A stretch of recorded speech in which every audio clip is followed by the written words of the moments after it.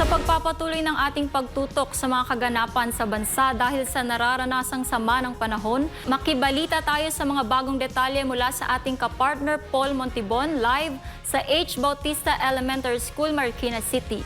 Paul, magandang hapon. Hey, magandang hapon at makadyan, tuloy-tuloy ang ating pagsisikap na makakuha ng magandang mga impormasyon, lalong-lalo na sa nagpapatuloy na pagtutok natin sa mga naapektuhan ng nagdaang bagyong Kresing. Hanggang ngayon, kasalukuyan ay humaharap ang ating bansa sa problema na dulot ng habagat. At kasalukuyan dito tayo sa H. Bautista Elementary School, dito mismo sa Marikina City. At nakikita naman natin ang ating likuran ay tuloy-tuloy ang mga serbisyo na ipinagkakaloob ng Marikina City LGU para hindi naman sila kumbaga tuloy-tuloy ang kanilang mga nakukuha na mga tulong mula sa Marikina City LGU. Huwag na natin patagalin pa dahil kasama ko ngayon si Sir Hill Monar, ang camp manager na evacuation center dito mismo sa Marikina City. Sir Hill, magandang hapon. Yes, magandang hapon po. Oo, kumusta po ang pagbabantay ho natin dito sa H. Bautista Elementary School as one of the evacuation centers ng Marikina City?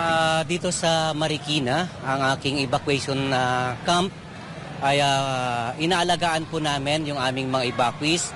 Since the start po na sila ay lumikas kahapon, mayroon po kaming isang maayos na registration dito po sa registration area at may allocation sila na room. Nag-alat po ako ng 7 pamilya bawat room para hindi po sila maging decongested doon sa area po nila. Ilang pamilya ang kasalukuyang naninirahan ngayon dito sa elementary school?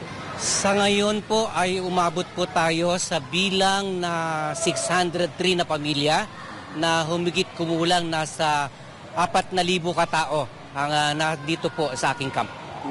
Kumusta naman po yung mga services? Nabanggit ko kanina, hindi po sila napapabayaan. Okay naman po ang kanilang paninirahan dito pansamantala? Dito po sa amin, base po sa tagubilin po ni Mayor Maan, kailangan po namin silang alagaan dahil sila po ay nasalanta na, nagdaang bagyo, binaha. Kaya paglapat po nila dito sa atin sa campsite, dapat alagang-alaga po sila dito sa amin. So mayroon po tayong well-rounded na medical, meron po tayong pagkain na nakaalan po sa ating mga evacuees.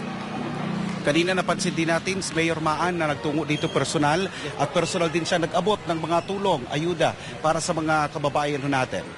Yun po yung isa sa bahagi po na pagtugon ni Mayor Maan na pagbibigay po ng ayuda sa mga kababayan natin na nabahaw po dito sa Marikina. Napansin-pansin rin po na may yung mga kababayan natin na may mga espesyal na pangangailangan tulad ng PWDs, mga matatanda ho natin, may mga lactating mga mothers, moms, may mga sarili-sarili silang mga kwarto. Bakit po kaya? Yun po yung isa sa mga innovative po natin dito sa camp na mayroong separate po yung senior citizen, yung PWD, yung lactating mother na hindi po nakasama doon po sa kabuuan po na evacuees po natin dito sa ating lungsod. Faith, alam mo ba na hinahangaan ang pasilidad dito sa evacuation center na ito dahil kumpleto, hindi nga nagugutom daw yung mga residente dito dahil alagang-alaga. Sa katunayan, sa likod natin, ano to, pananghalian na ba? Pananghalian na po ito. Itong nasa likuran po natin sa ngayon ay dahil sa karamihan na napakalaking bilang ng ating mga evacuees, ngayon lang po kami natapos sa pagluluto. Ang niluto po namin ngayon, nasa 300 kilo na manok para po mabigyan po ng pananghalian po ang ating mga kababayan. Walang tigil po yan na pagluluto? Wala pong tigil. Dire-diretso po yung ating pagluluto po para mabigyan po ng pagkain ng ating mga kababayan.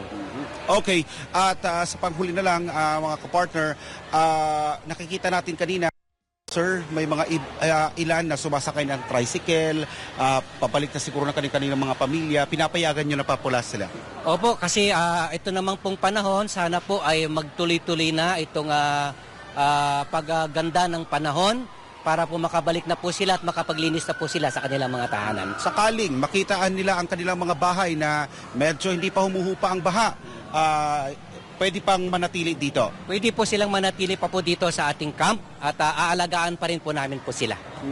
Panghuli na lang, siguro mensahe sa lahat po ng mga kababayan natin na nanonood sa atin ngayon, lalong-lalo na yung nakatanggap ng mga serbisyo mula sa Marikina City LGU na walang pagbabago ang kanilang natatanggap na tulong mula sa lokal na pamahalaan.